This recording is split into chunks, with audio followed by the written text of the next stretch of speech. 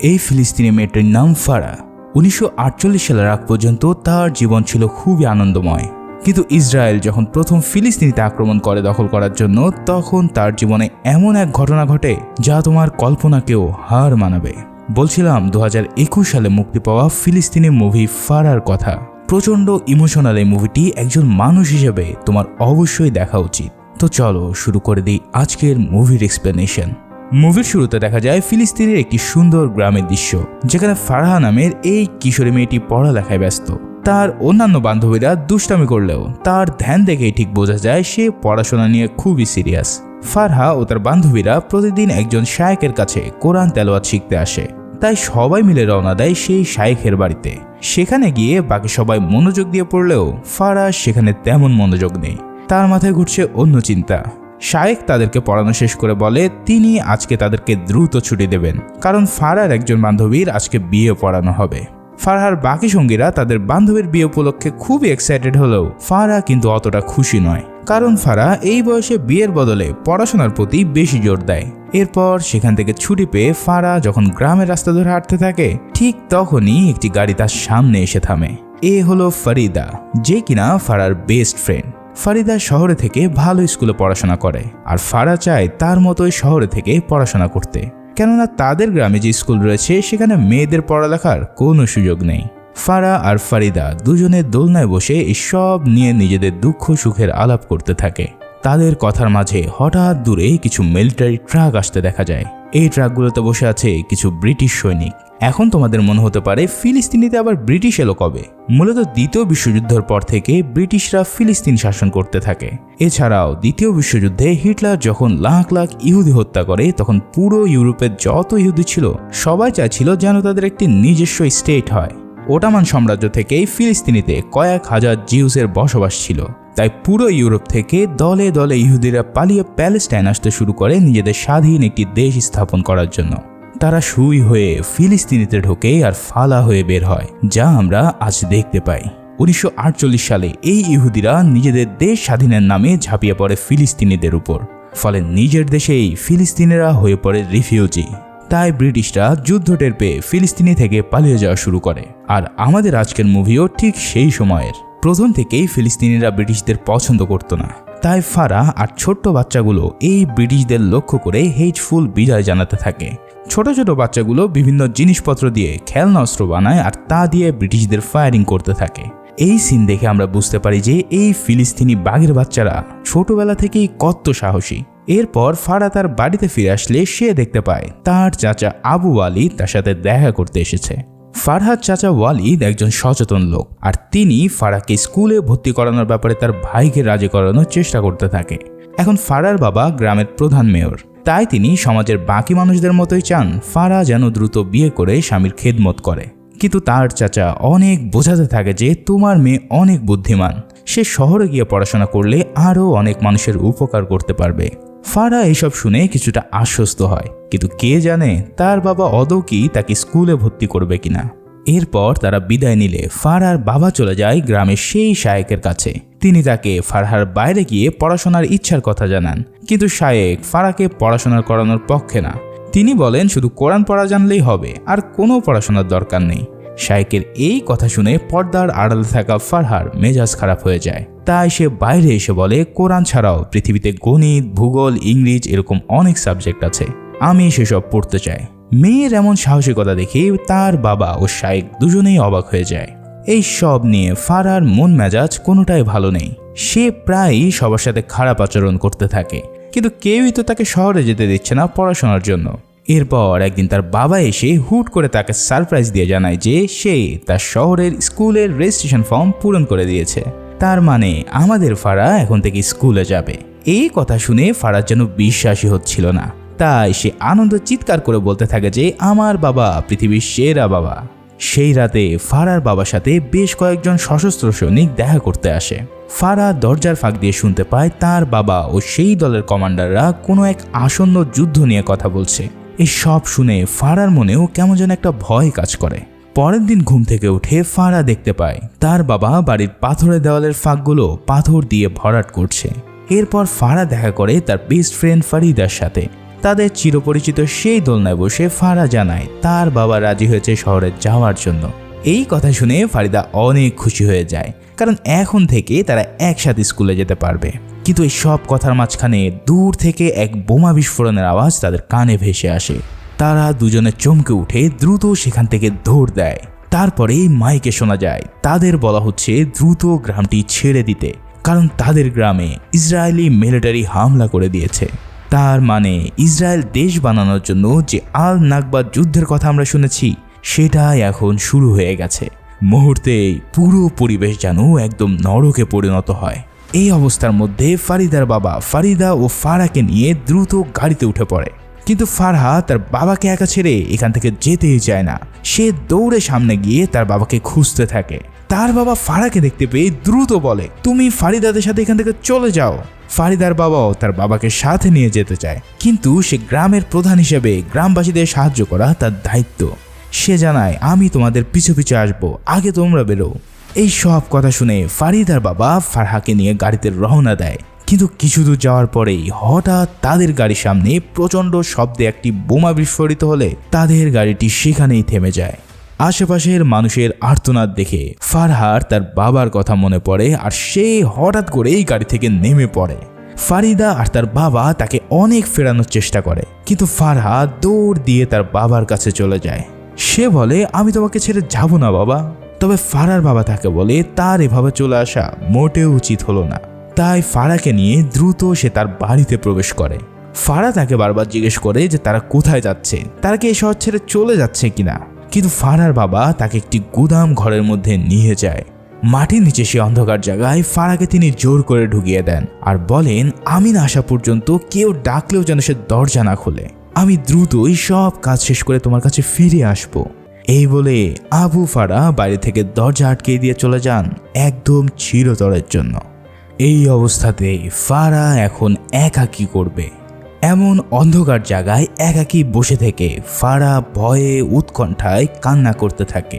বাইরে তখন আকাশ বাতাস কাঁপিয়ে বোমা আর গোলাবর্ষণ হচ্ছে। ঘরের পাশ থেকেই শোনা যাচ্ছে অসংখ্য মানুষের কান্না ও আর্তনাদ। এই সব কিছু তার কান ও মনকে আরও বেশি ভীত করে তোলে। এভাবেই অনেকক্ষণ কাঁদতে কাঁদতে সে একটি সময় অঘরেই ঘুমিয়ে পড়ে। বেশ কিছুক্ষণ পর ঘুম থেকে উঠে ফারা প্রথম একটি হারিকেন পেয়ে সেটাতে আগুন জ্বালায়। ইতিমধ্যে প্রায় সন্ধ্যা হয়ে এসেছে আর বাইরেও তেমন কোনো গোলাগুলি শব্দ শোনা যাচ্ছে না। এবার ফারহা দেওয়ালের কাছে গিয়ে একবার তার বাবাকে ডেকে দেখে যে তিনি ফিরে এসেছেন কিনা, কিন্তু বাইরে থেকে কারোরই কোনো শব্দ পাওয়া না গেলে সে হতাশ হয়ে আবারও ফিরে আসে। ইতিমধ্যে রাত ঘনিয়ে এসেছে, তাই হারিকেনের লাইট বন্ধ করে ফারা ক্লান্ত শরীরে সেখানে কোনো মতে আবারও ঘুমিয়ে পড়ে। এরপর সকাল হয়ে গেলে ফারার ঘুম ভাঙে প্রচণ্ড ক্ষুধা নিয়ে। সে হারিকেনের নিভু আলোতে এই ঘরে একবার ভালো করে দেখে নেয়। গুদাম ঘর হওয়ার কারণে সেখানে শুকনো খাবারের অভাব ছিল না। সে কিছু খেজুর পায় আর সেগুলো পেট পুরে খেয়ে নেয়, কিন্তু সমস্যা হলো এই রুমে কোনো খাবার পানি নেই। খাবার পানি না পেয়ে ফারা আচারের পানি পান করে তার তৃষ্ণা মেটানোর চেষ্টা করে, কিন্তু সেটা বেশি টক হওয়ার কারণে এক চুমুকের বেশি আর খেতে পারে না। হঠাৎ বাইরে কিছু শব্দ হলে ফারা মনে করে তার বাবা হয়তো ফিরে এসেছে, তাই সে দ্রুত দেওয়ালের ফাঁকে গিয়ে তার বাবাকে ডাক দেয়। কিন্তু তখন দেখা যায় বাইরে টিয়ার শেল নিক্ষেপের কারণে তার রুমে হু হু করে বিষাক্ত ধোঁয়ায় ভরে যাচ্ছে। ঘর ভর্তি ধোঁয়া আর ধুলার কারণে ফারার দম একদম বন্ধ হয়ে যাওয়ার জোগাড়। তাই কিছু কাপড় বস্তা দিয়ে সে ঘরের সব ফাঁকা জায়গাগুলোকে বন্ধ করতে শুরু করে, ফলে পুরো রুম আবারও অন্ধকারে ছেয়ে যায়। বাইরে তখনও ইসরায়েলের বর্বরতার শিকার হয়ে নিরীহ ফিলিস্তিনির আর্তনাদে আকাশ বাতাস ভারী হয়ে উঠছে। এভাবেই অনেকক্ষণ মানুষ হত্যার মিশন চলার পর একটা সময় আবারও চারিদিকে নিস্তব্ধ হয়ে যায়। এবার ফারহা আবারও তার রুমের ফুটোগুলো খুলে দেয় আর সূর্যের আলো প্রাণ ভরে নিতে থাকে। ইতিমধ্যে পানির অভাবে তার চোখ মুখ একদম শুকিয়ে গেছে। তবে আল্লাহর অশেষ রহমতে সেই রাতেই আকাশ ভেঙে বৃষ্টি শুরু হয়। বৃষ্টির পানি দেখে প্রচণ্ড তৃষ্ণার্ত ফারা বাইরে হাত বাড়িয়ে তা পান করা শুরু করে। পানি যে কি অমৃত হতে পারে তা একজন তৃষ্ণার্ত ছাড়া আর কেউই বুঝতে পারে না। এভাবেই ফারা তার বিভীষিকাময় দ্বিতীয় দিন পার করে একা ও নিঃসঙ্গভাবে। পরের দিন আবারও পাখির ডাকে ভোর হয় ফিলিস্তিনির এই সুন্দর গ্রামে। কিন্তু ঘুম থেকে উঠেই ফারা প্রচণ্ড কষ্ট পেতে থাকে, কারণ টানা 2 দিন সে বাথরুমে যেতে পারেনি। তীব্র কষ্টে ফারা আর সহ্য করতে না পেরে কাঁপতে শুরু করে দেয়। আর কোনো উপায় না পেয়ে সে রুমের এক কোণে গিয়ে সেই কাজ সারতে বাধ্য হয়। এই ভয়াবহ অবস্থা যে আর কতদিন চলবে তা ফারা নিজেও জানে না। এমনকি যুদ্ধে তার বাবার কি হলো সেটাও সে জানে না। ইতিমধ্যে সব খেজুর শেষ হয়ে গেছে। এখন যা আছে তা সব আলু জাতীয় সবজি, যা কাঁচা খাওয়ার কোনো উপায় নেই। এভাবেই পোকা মাকড় আর ধুলাবালির মধ্যে দিয়ে তাকে প্রতিদিন ঘুমাতে হয়। কিন্তু এভাবে আর কতদিন? তার জ্বালানো হারিকেনের তেলও দিন দিন ফুরিয়ে এসেছে। এখন ঘন অন্ধকারে তো আর থাকা যায় না, তাই ঘরের নানা জায়গা থেকে সে খড়কুটো জ্বালিয়ে আগুন জ্বালাতে চায়। এভাবেই দিন কাটাতে কাটাতে তার আর সহ্য হয় না, তাই সে চেষ্টা করতে থাকে দরজাটি ভেঙে ফেলার জন্য।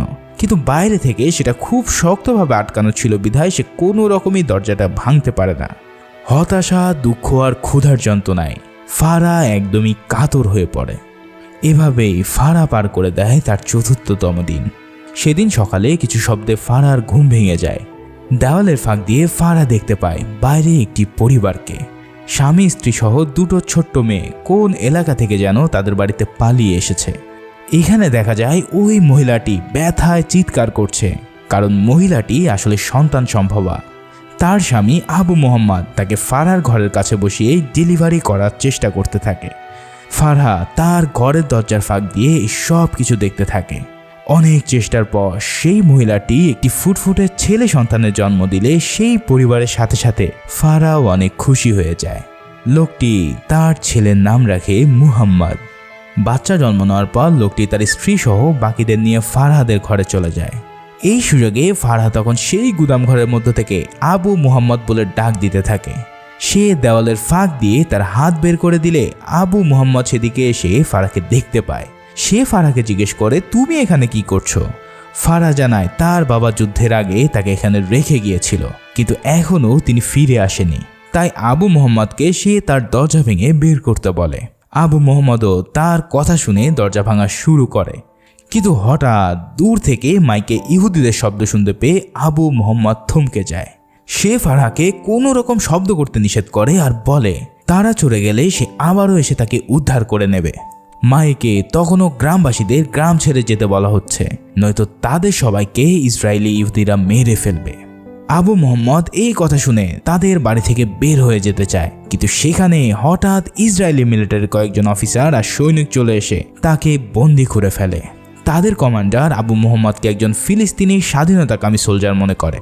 কমান্ডার মনে করে তার কাছে অস্ত্রশস্ত্র আছে যেগুলো সে আশেপাশের ঘরেতে লুকিয়ে রেখেছে। এই সব কিছু ফারহা তার দরজার ফাঁক দিয়ে প্রচণ্ড ভয় নিয়ে দেখতে থাকে, কিন্তু সে তো আর জানে না কি ভয়ানক দৃশ্যের সাক্ষী সে হতে চলেছে।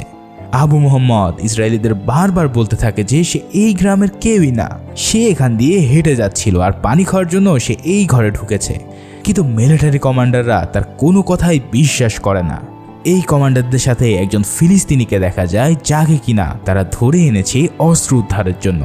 সেও জানায় এ বাড়িতে কোনো অস্ত্র নেই, দয়া করে এই নিরপরাধ মানুষটিকে ছেড়ে দিন।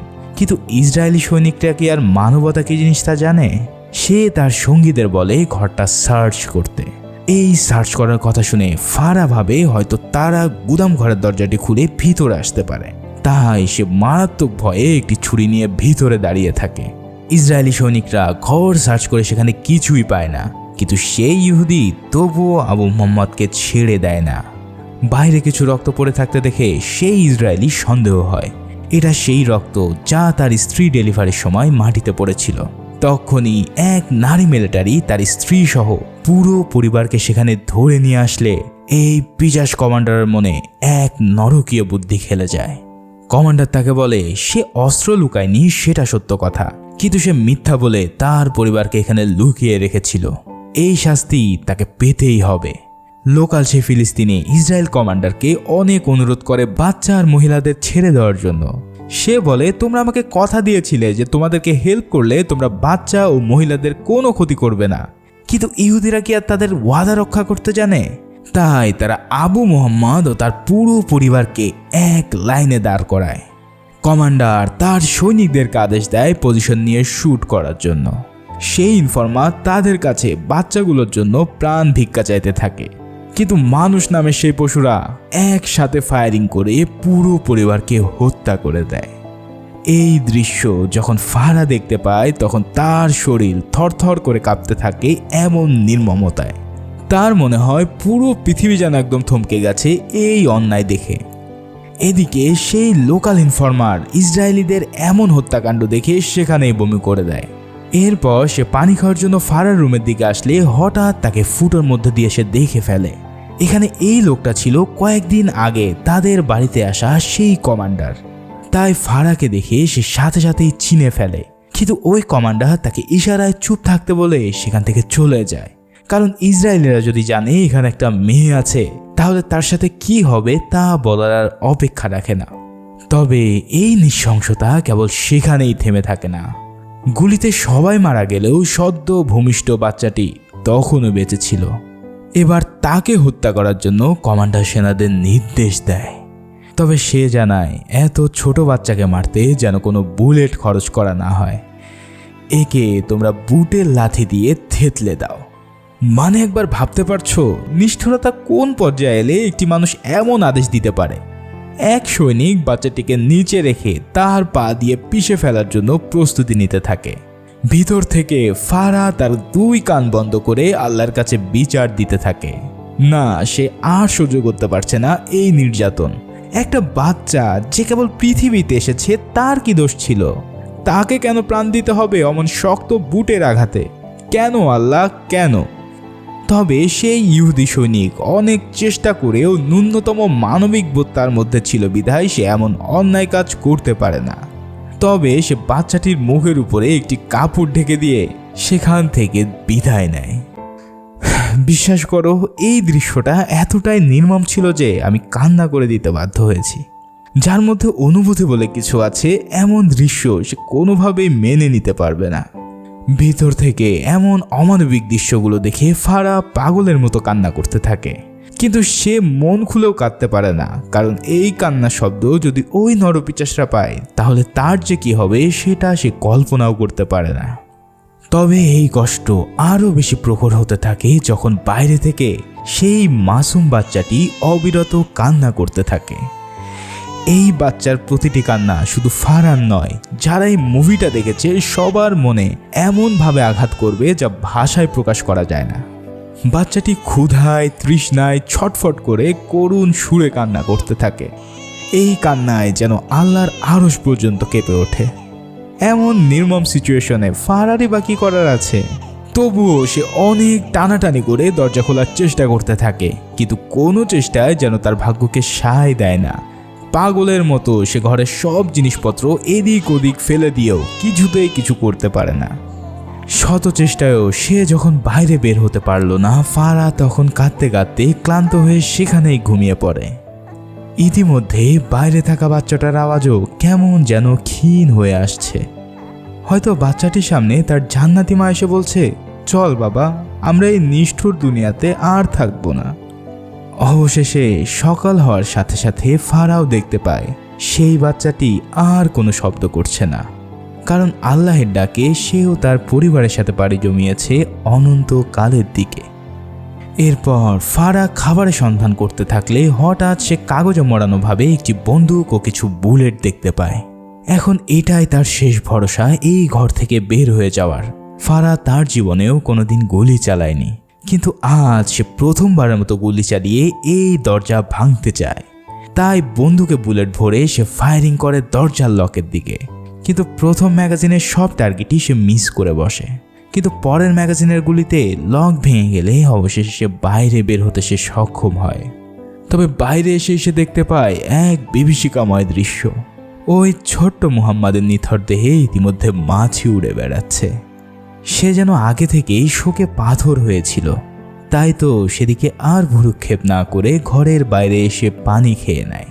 তারপর সে ধীরে ধীরে হাঁটতে থাকে তাদের গ্রামের ঝর্ণার দিকে, আর প্রাণ ভরে সে নিজেকে ভিজিয়ে নেয়। এরপর সে গিয়ে বসে সেই দোলনায় যেখানে তার বান্ধবী ফারিদার সাথে সে প্রতিদিন আলাপ করত। ফারিদা এখন কোথায় আছে বা কেমন আছে তা ফারহার জানা নেই, তার বাবাই কি বেঁচে আছে নাকি সেও পরপারে চলে গেছে। এসব ভাবতে ভাবতে ফারা এগিয়ে চলে এক অজানা পথের উদ্দেশ্যে। মুভির একদম শেষ সিনে আমরা জানতে পারি ফারা পরবর্তীতে সিরিয়ায় চলে যায় আর সেখানেই শরণার্থী হিসেবে নিজের জীবন পার করে। এমন হাজার হাজার ফারহা বা মুহাম্মদ আজও প্রাণ বিলিয়ে দিচ্ছে ইসরায়েলের মিসাইলের আঘাতে। এদের মধ্যে কজনেরই বা কাহিনী আমরা জানি, কিন্তু একবার ভেবে দেখো তো, এই ফেরেশতার মতো বাচ্চাগুলো যদি তোমার নিজের ভাই বা সন্তান হতো তাহলে তোমার কেমন লাগতো? তাই আসো সবাই মিলে ফিলিস্তিনি নিরীহ মানুষের পাশে দাঁড়ায় ও তাদের জন্য মন দিয়ে দোয়া করি, সৃষ্টিকর্তা যেন তাদের হেফাজত করেন। আমিন।